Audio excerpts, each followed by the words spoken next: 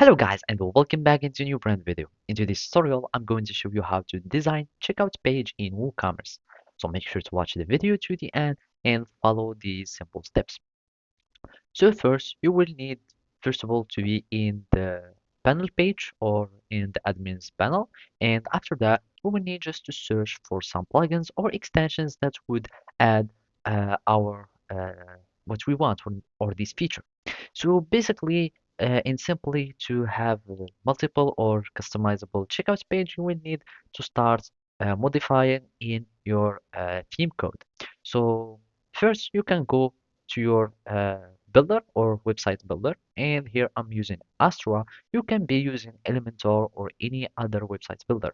Then you can go to the customize or the site builder of your website, of course, the website builder.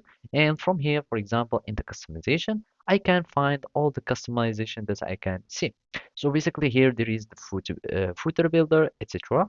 And basically those are some pages that I have.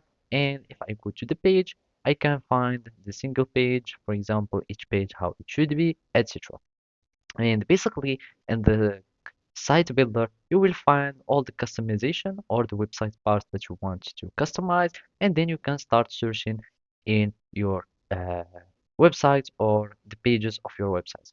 And also, we can just go to WooCommerce, for example, and go to extension, and then we will need just to type a checkout page so we can find or search for extension that would be doing this work. For example, I'm just going to search for checkout page, and for here, you can see that it will create special pages where customer can choose products such extension, and then you can just install it, and you will have the feature that will be added here in the WooCommerce, and then you can start using it. So basically, those are the ways that you can use to customize your checkout page. Thank you for watching and see you next time.